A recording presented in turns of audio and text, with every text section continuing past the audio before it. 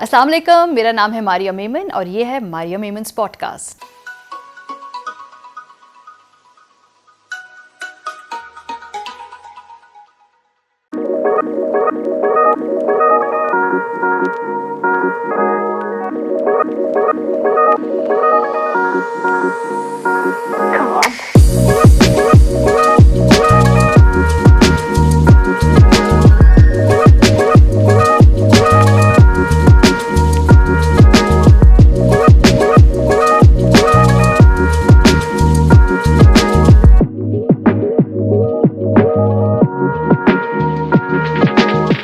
आज के पॉडकास्ट में हम बात करेंगे इन्फ्लुएंसर्स के बारे में। जो इन्फ्लुएंसर इंडस्ट्री है, इंस्टाग्राम पे हो या सोशल मीडिया के डिफरेंट और जो प्लेटफॉर्म्स हैं उन पे, ये क्या है, इसका क्या स्कोप है, क्या इन्फ्लुएंसर बनना आसान है और what does it take to be a good influencer. और जो मेरी आज की मेहमान है वो हैं नेहा जे ईमान। ये ख़ुद इंस्टाग्राम पे एक इन्फ्लुएंसर है। मुझे इनका कंटेंट बहुत अपील करता है क्योंकि मुख्तलिफ है। इनसे पूछेंगे कि ये कैसे इन्फ्लुएंसर बनी। सो ये ख़्याल आपको कैसे आया कि मुझे इन्फ्लुएंसर बनना है? क्या ये पहले से एक करियर के तौर पे सोचा हुआ था या हादसाती तौर पे हो गया? अच्छा, इन्फ्लुएंसर बनना I don't think it's in your hands. वो अगर आप किसी को influence over the period of time करते हैं तो वो आप इन्फ्लुएंसर बन ही जाते हैं। लेकिन ये नहीं है कि मैंने सोचा कि मैं इन्फ्लुएंसर बनूंगी या मैं कुछ करूंगी तो मैं इन्फ्लुएंसर बनूंगी। बस मैंने पिक्चर्स लगाना शुरू की, कुछ ब्लॉगर्स को देखा, मैंने सोचा मैं रिव्यू कर देती हूँ कुछ चीज़ें, मैंने वो करना शुरू किया। फिर मैंने अपने कपड़ों की पिक्चर्स लगाई और मैं तैयार होकर, मैं जब लोग अप्रिशिएट करते थे कि ये कौन है, ये इतनी कॉन्फिडेंट कैसे है लड़की। जब हमें ये कॉन्फिडेंस नहीं मिला बचपन से कि अच्छा तुम डार्क हो, तुम प्यारी नहीं हो, तुम ये नहीं पहन सकती, तुम वो नहीं पहन सकती, तो मुझे वो देख के बहुत खुशी हुई थी कि लोग मुझसे इतना इंस्पायर हो रहे हैं या मैं उनको इन्फ्लुएंस कर रही हूँ किसी भी तरह से, छोटा हो या बड़ा हो, कुछ भी। तो मेरे लिए वो बहुत ज़्यादा एक टर्निंग पॉइंट था कि अच्छा मैं इस तरह से अपने इंस्टाग्राम पेज को लेकर चल सकती हूँ। आपने बड़ी इंपॉर्टेंट बात की कि आपके रंग के बारे में। मुझे तो नहीं लगता आपका रंग काला है, अगर होता भी तो उससे कोई फ़र्क नहीं पड़ता, लेकिन आपके इर्द गिर्द लोग कहा करते थे इसका रंग काला है, और ये कौन कहता था? और आई स्टिल वंडर कि 2021 में हम क्यों कह रहे लोगों को ये। आई थिंक हर चीज़ घर से ही आपकी शुरू होती है। फिर स्कूल्स में बड़े होते हुए आसपास आंटियाँ स्पेशली ढोलकियों पर जाते थे, तो हमें तो चांसी बहू चाहिए, ये चाहिए, वो चाहिए, गोरी होनी ज़रूरी है, बेटा ये लगाया करो, बेटा वो लगाया करो, बेटा ये रंग ना पहनो, बेटा ये ना पहनो, बेटा ये ना करो, बेटा वो ना जाओ, बेटा बाहर ना जाओ, ये ना खेलो, वो ना वो करो। तो इसी में मेरी ज़िंदगी गुजर गई और वो जो कॉम्प्लेक्स था मेरे अंदर और एक इनसिक्योरिटी थी वो अभी भी ऑब्वियसली है, बट उस लेवल पे नहीं है। अच्छा, ये बताइए कि लोग कैसे फिगर आउट करें कि वो उनकी नीश क्या है, क्योंकि सोशल मीडिया पे कंटेंट क्रिएटर्स बहुत ज़्यादा हैं।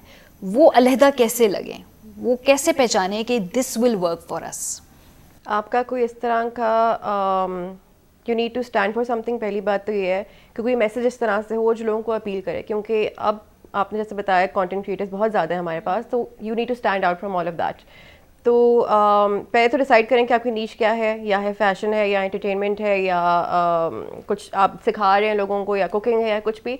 तो स्टिक टू दैट। ये नहीं कि आप 4-5 नीश आपकी इकट्ठी अगर ब्लेंड इन हो जाती हैं तो फिर आपके फॉलोअर्स के लिए बहुत मुश्किल हो जाता है कि हम किस चीज़ के लिए इसको फॉलो करेंगे। कंफ्यूज हो जाएंगे। तो पहले आप अपने जहन में खुद क्लियर हों कि क्या मैं फिटनेस इन्फ्लुएंसर हूँ, मैं फैशन इन्फ्लुएंसर हूँ, मैं मोटिवेशनल इन्फ्लुएंसर हूँ।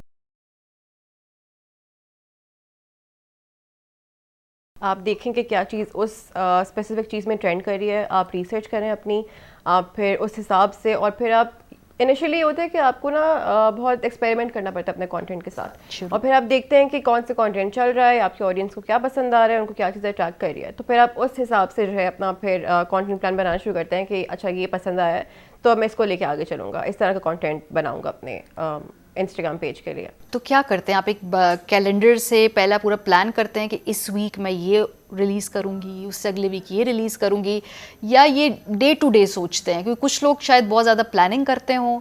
आप प्लानर हैं, प्लानिंग डज इट हेल्प? ये ज़रूरी है, अच्छा है? इट डज़ हेल्प, प्लान करना चाहिए, लेकिन अनफॉर्चुनेटली मैं प्लान नहीं करती हूँ। मैं जिस तरह से मेरा मूड होता है या मेरा जो दिल कर रहा होता है मैं उस हिसाब से शूट करती हूँ और बनाती हूँ, क्योंकि मैं पूछती रहती हूँ स्टोरीज़ पे कि आपको क्या देखना है मेरी ऑडियंस से, और मैं आप किस तरह का कंटेंट चाहते हैं कि मैं बनाऊँ। तो वो मेरे लिए बहुत एक हेल्पफुल चीज़ है कि मुझे वो बता देते हैं, मैं फिर जिस दिन मेरा जो मूड होता है मैं वो बना देती हूँ, एंड दे लव इट। हाँ, लेकिन दुनिया भर में जो बाकी बहुत इस्टेब्लिश ग्लोबल इन्फ्लुएंसर्स हैं, वो क्या आपको लगता है कि उनकी बाकायदा प्लानिंग होती है, उनकी बहुत इन्वेस्टमेंट होती है, तभी वो इस मकाम तक पहुँचे हैं? वो क्यों कामयाब हैं, अगर वो कामयाब हैं तो? प्लानिंग की वजह से डेफिनेटली आई थिंक उनकी टीम्स भी होती हैं उनको बताने वाली, उनके साथ काम करने वाली, हेल्प करने वाली। तो वो बैच कंटेंट बना लेते हैं। जैसे एक दिन मैंने डिसाइड कर लिया कि मैं 3 या 4 पोस्ट बनाऊंगी, 3 वीडियोस बनाऊंगी या एक पिक्चर्स का फोटोशूट कर लूँगी। तो ये आपके लिए इस तरह से प्रायोरिटाइज आप टाइम इस तरह से कर सकते हैं। फिर आप रोज़ आपके पास पोस्ट है करने के लिए कुछ, फिर आपके पास ये नहीं है कि आपको रोज़ हर दिन उठ के कंटेंट बनाना है। आप वो टाइम इन्वेस्ट कर लो रिसर्च पे, या आप कर लो फैमिली टाइम दे दो, या कुछ कर लो, या कोई सोशलाइज कर लो जो आपको वैसे नहीं टाइम मिल रहा। तो बैच कंटेंट का फ़ायदा और प्लानिंग का फ़ायदा ये होता है फिर आपको। सो हफ्ते में आप कंसिस्टेंटली पोस्ट करते रहते हैं कि भी होता है कि ब्रेक ले लें, तो फिर क्या ऑडियंस कहीं इधर उधर चली जाती है? ये ऑडियंस को रिटेन कैसे करते हैं आप लोग? ये मसला है वैसे इंस्टाग्राम का कि अगर आपने पोस्ट नहीं किया एक दिन, या आपने स्टोरीज पे इंटरेक्ट नहीं किया अपने ऑडियंस के साथ, तो वो आपको फिर फेवर नहीं करती है, आपकी ऑडियंस को दिखाती नहीं है आपकी स्टोरीज। इतनी वो है, बेवफा किस्म की ऑडियंस होती कभी कभी। ऑडियंस बेवफा नहीं है, इंस्टाग्राम बेवफाई कर जाता है कभी कभी। वो दिखाता नहीं है, तो फिर उनकी भी गलती नहीं है कि उनको मेरा कंटेंट नज़र नहीं आ रहा है। तो मैंने अगर कुछ पोस्ट किया तो उनको नज़र नहीं आएगा। So you have to be consistent, you have to post regularly, you have to create new content regularly, you need to be on top of your game, you need to see क्या trend कर रहा है, क्या trend नहीं कर रहा है, आपकी ऑडियंस को क्या इंटरेस्ट कर रहा है, क्या नहीं कर रहा है। लेकिन क्वालिटी कंटेंट आप कैसे कंसिस्टेंटली प्रोड्यूस कर सकते हैं? कभी कभी ऐसा भी होता होगा कि नहीं होता कंटेंट में वो क्वालिटी, आपको आइडियाज़ नहीं आ रहे होते, तो फिर उस फेज़ में आप लोग क्या करते हो? होता है ये कि क्रिएटिव ब्लॉक आ जाता है। वो बहुत मुश्किल टाइम होता है क्योंकि इतना कंपटीशन है अब। तो आपको वही बात है कि पता होना चाहिए आपने क्या करना है क्या नहीं करना। अगर आपको नहीं पता तो वो आपके लिए मेंटल हेल्थ के लिए बहुत एक ये अलग ही एक स्टोरी है। और फिर उस पॉइंट के बाद जो है हम सोचते हैं कि अच्छा अब ब्रेक आ ही गए तो हम ब्रेक ले ही लेते हैं, क्योंकि जितना आप फोर्स करते हैं अपने आप को कंटेंट बनाने के लिए, आई थिंक वो इट डजंट हेल्प यू। जितना आप किसी चीज़ के पीछे भागेंगे या ट्राई करेंगे कि वो मेरे दिमाग में आ जाए, क्रिएटिविटी ऐसे तो नहीं आती है, आपको टाइम लगाना पड़ता है। फिर आप ब्रेन क्लियर करते हो, फिर आपके पास कोई आइडियाज़ आते हैं। ये नहीं कि ज़बरदस्ती आइडिया आओ आओ आओ, इस तरह तो नहीं हो सकता है। So need to take a break. कितने पैसे लगते हैं? ये महंगा काम है कि खुद पहले पैसे लगाने पड़ते हैं? अगर कोई फॉर एग्जांपल एक लड़की या लड़का जो बिल्कुल अभी यंग है 18-19, तो उनके पास इतने पैसे होंगे कि वो बन सके इन्फ्लुएंसर? अगर हम पहले की बात करते हैं 3-4 साल पहले की बात, तो तब मैंने पर्सनली एक फ़ोन के साथ शूट किया था। ट्राईपॉड भी नहीं था, ना लाइट्स वगैरह थी, तो मेकशिफ्ट ट्राईपॉड बुक्स वगैरह के साथ ऊपर करके मैं बना लेती थी। लेकिन अब क्योंकि इतने ज़्यादा कंटेंट क्रिएटर्स आ गए हैं और लोगों को भी चाहिए क्वालिटी, तो अच्छा फ़ोन हो आपके पास, आप बना लें। स्टोरी टेलिंग आपको आनी चाहिए करनी। आप किस तरह का कंटेंट एंगेजिंग बना रहे हैं कि नहीं बना रहे, वो भी बहुत डिपेंड करता है। लेकिन इन्वेस्टमेंट, इनिशियल इन्वेस्टमेंट इस तरह से होती है कि बस अभी फ़िलहाल तो अच्छा फ़ोन ले लें, फिर आप जब आपके पास ब्रांड डील्स आए, आप पैसे कमा रहे हैं उस चीज़ से, तो फिर आप वो पैसे निकाल के और इन्वेस्ट करें लाइट्स में या कैमरा में या ट्राईपॉड में, इस तरह से। और ताकि ये ना हो ना कि आप लॉस में जा रहे हो, आपको कंटेंट चल ही नहीं रहा और आप इन्वेस्ट किए जा रहे हैं किसी चीज़ में। तो आपका टैलेंट ज़्यादा इंपॉर्टेंट है इसमें। हाँ, टेक्निकलिटी से ज़्यादा कंटेंट की क्वालिटी इंपॉर्टेंट है, राइट? वो फिर बाद में आप अपने आप को टेक्निकली इम्प्रूव करते जाएं। अच्छा, ये ब्रांड्स को अट्रैक्ट कैसे करते हैं आप लोग अपनी तरफ, you know, as an influencer? Because बहुत सारे लोग हैं उनके पास चूज़ करने के लिए, तो वो कैसे आपको नोटिस करते हैं? क्या आप अप्रोच करते हो कभी, या वो आपको अप्रोच करते हैं? How does this work? अच्छा, ब्रांड्स की नज़र में आप इस तरह से आते हैं कि आप खुद ही रिव्यूज़ लगा रहे हैं या वो चीज़ पहन की पिक्चर्स लगा रहे हैं, टैग कर रहे हैं, तो वो देखते हैं कि इनकी ऑडियंस इंटरेस्टेड है हमारे ब्रांड में। अच्छा। तो फिर वो टारगेट करते हैं हमारी ऑडियंस को हमारे थ्रू, तो they reach out to us. वो फिर हम उनकी कैंपेन का पार्ट बनते हैं या उनके लिए शूट करते हैं, कंटेंट बनाते हैं, और इस तरह से फिर ब्रांड्स को की नज़र में हम आ जाते हैं बेसिकली कि काम करिए। ठीक है। सो पहले आपको थोड़ी मेहनत करनी पड़ती है, फिर उसके बाद आप नोटिस होते हैं। अच्छा, अब फिर शुरू में आप खुद मैनेज करती थी अपना जो सारा जो काम है? अभी तो आप मुझे बताए थे professional, you have professional managers, लेकिन मुझे शुरू के दिन बताएं, बिकॉज बहुत सारे ऐसे लोग हैं जो भी अफोर्ड नहीं कर सकते मैनेजर्स, राइट?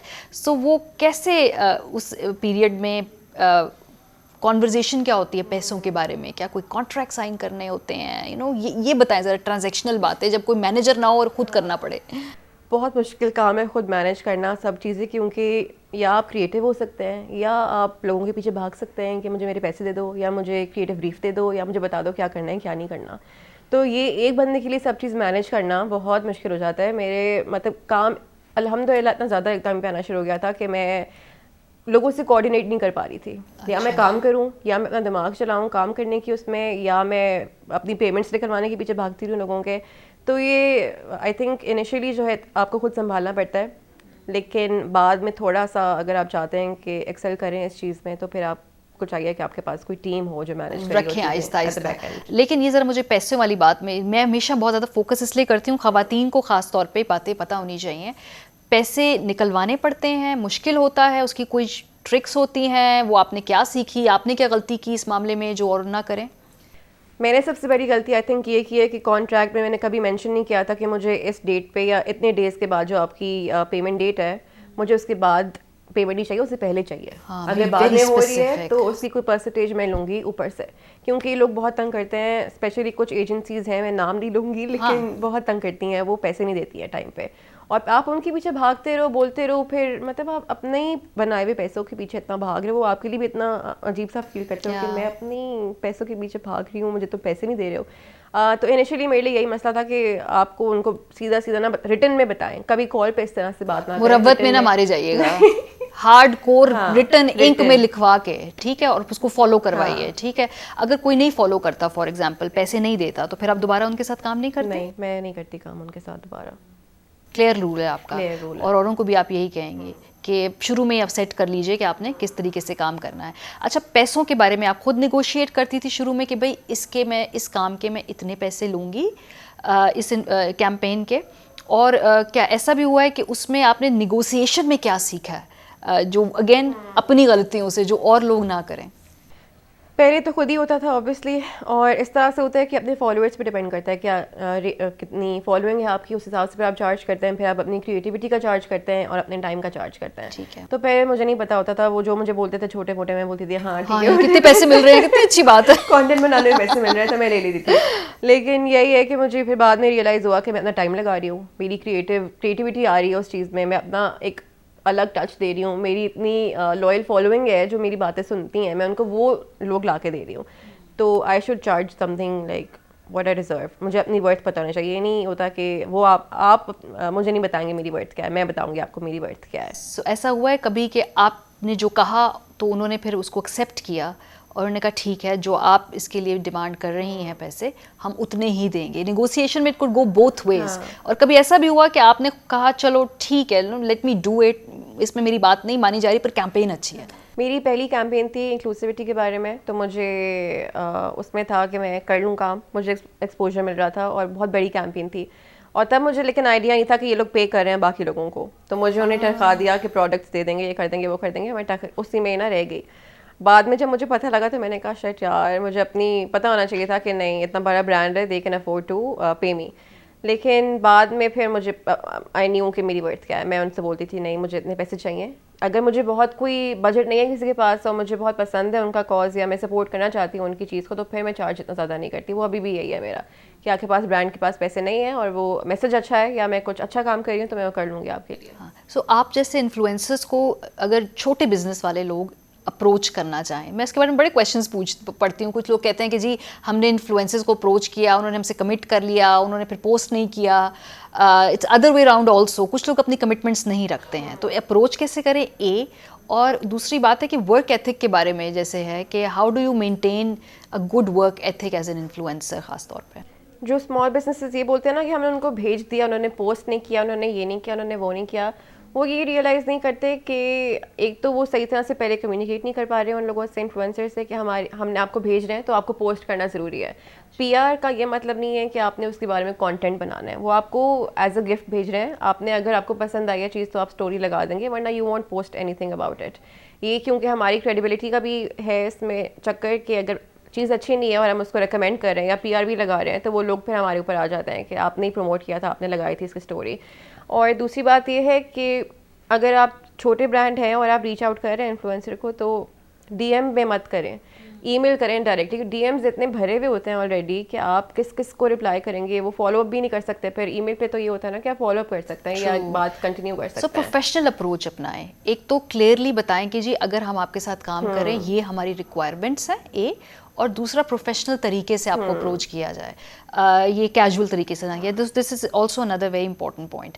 अच्छा, इसमें फिर जो लाइक्स होती हैं आपकी पोस्ट के ऊपर या अगर कभी कभी लाइक्स नहीं होती हैं, डज इट अफेक्ट यू? और क्या आप भागते हैं उस कंटेंट के पीछे कि यार ये पॉपुलर ज़्यादा है, हो तो इसलिए मुझे ये करना चाहिए क्योंकि लाइक्स ज़्यादा आती हैं, व्यूज़ ज़्यादा आते हैं? अगर मैं ये बोलूँगी ना कि ये चीज़ मैं नहीं करती तो वो गलत होगा, क्योंकि मैं भी ये करती हूँ। मुझे होता है कि मेरे लाइक्स क्यों कम आ रहे हैं, बाकियों की इंगेजमेंट ज़्यादा क्यों है मुझसे, लेकिन आप ये रियलाइज़ नहीं करते कि आपकी पर्सनालिटी दूसरे बंदे की पर्सनालिटी से बहुत डिफरेंट है, आपका कंटेंट उसके कंटेंट से बहुत डिफरेंट है, आपका स्टाइल बहुत डिफरेंट है उस चीज़ से, और आप उस चीज़ के पीछे नहीं भाग सकते। आपकी ऑडियंस आपको फॉलो करती है आपके काम के लिए, और वो इंगेज कर भी रही है। अपनी एंगेजमेंट रेट और अपनी जो लाइक्स हैं, कमेंट्स हैं, वो आप किसी और के साथ कंपेयर ना करें, क्योंकि ये आपकी मेंटल हेल्थ के लिए बहुत बुरा है, ये आपके फिजिकल हेल्थ के लिए बहुत बुरा है।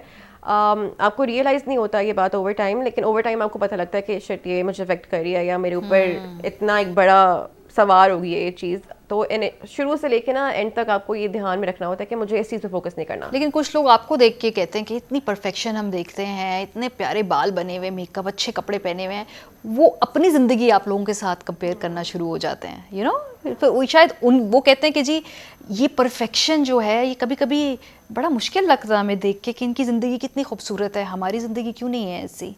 मुझे पता है जो लोग भी मिलते हैं ना, मैं उनके बोलती हूँ कि सोशल मीडिया एक बहुत बड़ा धोखा है और झूठ है, इस तरह से कुछ नहीं होता। कुछ लोग हैं जो अपनी स्ट्रगल्स भी दिखाते हैं, BTS भी दिखा रहे होते हैं कि क्या हो रहा है क्या नहीं हो रहा है, if something is not working out what they are doing to you know overcome that fear, कैसे कंटिन्यू करना चाहते हैं, कर सकते हैं, लेकिन कुछ भी परफेक्ट नहीं होता। आपको हमेशा वही चीज़ अच्छी लगती है जो आपके पास नहीं होती है, और जब वो आपको मिल जाती है तो फिर आपका दिल उससे भी उठ जाता है कि हाय हाय इतना कोई खास तो नहीं था जो मुझे मिल गया है, और मैं इसके पीछे भाग रही थी। तो ये नहीं है, नथिंग इज़ परफेक्ट। तो रियल लाइफ और सोशल मीडिया की लाइफ में फिर क्या फ़र्क है? कहाँ हमें पता चले कि जी ये जो इन्फ्लुएंसर है ये ऑथेंटिक है और यहाँ पे ये प्रिटेंड कर रहे हैं फॉर समथिंग, ये कैसे रियल और उसमें फ़र्क पता चलता है? आई थिंक आपको उनकी पोस्ट से, उनकी स्टोरीज से, जिस तरह वो इंटरेक्ट करते हैं फॉलोअर्स के साथ, वो जो चीज़ें दिखाते हैं, अगर वो सिर्फ एक अच्छी चीज़ दिखा रहे हैं तो इसका ये मतलब बिल्कुल भी नहीं है कि उनकी ज़िंदगी में सिर्फ वही अच्छी चीज़ हो रही है और उसके पीछे कुछ भी नहीं हो रहा।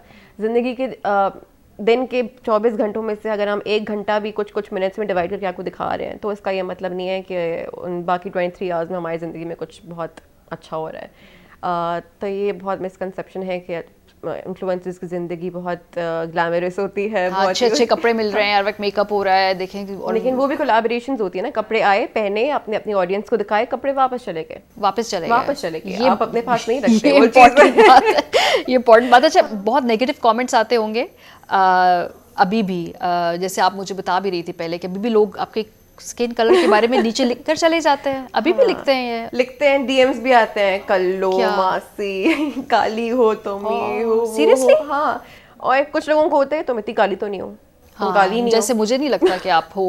तो वो ये कि हर चीज़ को, हर जो है ना वो कोई किसी चीज़ में खुश नहीं है। अच्छा, अभी भी लोग ये लिख रहे हैं और मीन बातें लिख रहे हैं, तो फिर नहीं, फिक्र नहीं करती, लिखने दो, ठीक है, मेरी ज़िंदगी जो फैबुलस है, मैं एक इंडिपेंडेंट लड़की हूँ, ठीक है, अपना कमा रही हूँ, अपना खा रही हूँ, अपने आप से बहुत प्यार करती हूँ। और लोगों को भी यही सिखाना चाहती हूँ कि लोग आपकी वर्थ आपको नहीं बताएंगे, वो आपको खुद सेट करनी है अपने लिए। हाँ, सो आप जो हो किस तरह से अपने इंगेजमेंट्स वगैरह बढ़ाते हैं अपने पेज के ऊपर? ये बड़ा इंपॉर्टेंट सवाल है कि पोस्ट तो कर दी, क्या कोई और तरीके भी हैं जिससे आप इंश्योर करते हैं कि लोग हमारे पेजेस पे आएँ, या हम किसी के साथ कोलैबोरेट कर लें, या अक्सर ये मैंने देखा है कि इन्फ्लुएंसर्स आपस में भी एक दूसरे के साथ जो हैं वो करते रहते हैं कोलैबोरेशन, तो इंगेजमेंट बढ़ाने का क्या तरीका? एक तो कोलैबोरेट करना बहुत ज़रूरी है, बहुत अच्छा तरीका है अपनी इंगेजमेंट बढ़ाने का, क्यों, लेकिन हम करते नहीं हैं क्योंकि हमारे दिमाग में है कि ये बंदा हमसे आगे ना निकल जाए। ये हमारे अंदर बहुत बड़ा मसला है। बाहर आप कंट्रीज़ में देखें, वो लोग कोलैबोरेट बहुत ज़्यादा करते हैं और इसीलिए उनकी ऑडियंस ना मिक्स हो जाती है और वो ग्रो करते हैं टुगेदर। हमारे अंदर ये नहीं है, हम नहीं करते। और दूसरा ये है कि आपको पोस्ट करना, कंसिस्टेंटली पोस्ट करना ज़रूरी है। कमेंट्स आ रहे हैं तो आप उनका रिप्लाई करें, स्टोरी में आपको रिप्लाईज आ रहे हैं तो आप उनका रिप्लाई करें, क्योंकि एक कम्युनिटी बना रहे हैं ना आप, तो एक उनको as a family, as a friend, आप ज़रूरी है कि आप उनके साथ इंटरेक्ट करते रहें, ताकि उनको लगे कि ये बहुत रिलेटेबल बंदा है, कि हम इससे रिलेट कर पाते हैं, ये तो हम जैसा ही है, हम जैसी ही है ऑन सम और हम हैं, हम नॉर्मल है। कोई आके जैसे कभी मिलता है ना तो मैं थोड़ी ऑकवर्ड हो जाती हूँ कि मैं नॉर्मल हूँ, मैं आप जैसी हूँ, मैं बस कंटेंट बनाती हूँ और मैं ऑनलाइन पब्लिक प्रोफाइल है। तो बस कंसिस्टेंटली पोस्ट करना, स्टोरीज़ में, पोस्ट में इंटरैक्ट करना, इससे आपकी इंगेजमेंट फिर ज़्यादा बढ़ती है, क्योंकि इंस्टाग्राम आपको फिर आगे करता है कि अच्छा लोगों को ये पसंद है, लोगों से बातें करिए। एल्गोरिदम होता है, पूरा बाकायदा एल्गोरिदम होता है जिसकी वजह से वो आपको आगे करते हैं। ठीक है, अच्छा, क्विकली हम इसको थोड़ा सा रैप अप करेंगे। कौन सी बड़ी मिस्टेक्स हैं जो इन्फ्लुएंसर्स कर रहे हैं, ना करें, पहले इस पे बात कर लेते हैं, क्या क्या वो बड़ी बड़ी गलतियाँ जो आप अपने खुद भी की ना करें, वो अगर उनको सम अप कर दें। सबसे बड़ी गलती ये है कि हर प्रोजेक्ट उठाना जो आप यूज़ नहीं भी करते, जो आप काम नहीं भी कर रहे हैं, वो आप उठा लेते हैं कि बस काम आ जाए। उससे ये होता है कि आपकी क्रेडिबिलिटी ख़राब हो जाती है। लोग सोचते हैं कि अच्छा ये भी यूज़ कर रहे हैं, ये भी यूज़ कर रहा है, वो ये भी यूज़ कर रही है, और इसको सबके पैसे बारे दे में देंगे तो ये कुछ भी इंडोर्स कर देंगे। देंगे। हाँ। तो इन द लॉन्गर रन अगर आपको ग्रो करना है या क्रेडिबिलिटी बिल्ड करके रखनी है अपनी, तो फिर be selective with who you are working with और क्या प्रोडक्ट्स आप प्रमोट कर रहे हैं। और गलती यही होती है कि आपने एक मतलब मिक्स करके प्रमोट कर दिया और फिर वो लोगों में बात निकल गई या कुछ इस तरह से हो गया, फिर वही कैंसिल कर चला जाता है कि हाँ। इसको तो छोड़ो, इसको फॉलो ही नहीं करना, ये बिकाऊ है, ये पैसे खाती है, इसको पैसों से ही मतलब है, इसको जो भी दे दो काम वो यही करेगी। तो ये बस है। So what's the future? जैसे फुल टाइम करियर है जो आप मुझे बातें बता रही हैं, बहुत सारे लोग जो नहीं समझते इन्फ्लुएंसर इंडस्ट्री को, वो कहते होंगे तस्वीरें ही तो लगानी है। फ्यूचर क्या है? क्या मतलब आप लोग अपने आप को इन्फ्लुएंसर्स 5 साल बाद कहाँ देखते हैं ओवरऑल लैंडस्केप में? मुझे नहीं पता बाकी लोग क्या सोचते हैं करते हैं, बट पर्सनली मुझे है कि मुझे अपना ब्रांड शुरू करना है इवेंचुअली, क्योंकि एक पब्लिक प्लेटफॉर्म है मेरे पास, मेरी इतनी लॉयल ऑडियंस है मेरे पास जो चाहती है कि मैं ये काम करूँ और वो ख़रीदेगी भी, क्योंकि मैंने over the time, over these years मैंने इतना मेहनत करके वो बिल्ड किया है अपना एक जो फैमिली है, वर्चुअल फैमिली है, उसको ग्रो किया है। तो मैं अपना शौक भी पूरा करूँगी, अपना ब्रांड बनाऊँगी। जो मेरा ये करियर मैंने चूज़ किया, मेरा हमेशा से ये था कि मुझे कुछ डिफरेंट करना है या कोई I want to have an impact on people, I want to create a difference. जो माइंडसेट है लोगों का वो चेंज करना चाहती हूँ, लोगों पे, लड़कियों पे स्पेशली, क्योंकि मुझे पता है कि किस तरह से आपका शुरू से लेके बचपन से लेके अभी तक लोगों की बातें कितनी सुनी पड़ती हैं इन चीज़ों के बारे में। तो मुझे ये है कि मत सुनो उनकी बातें, जो करना है करो, just be confident, be comfortable in your own skin, क्योंकि आप एक ही हैं और आपके फ्लॉज आपको यूनिक बनाते हैं। वो flaws just embrace them and be yourself and be uniquely be you, uniquely uniquely you।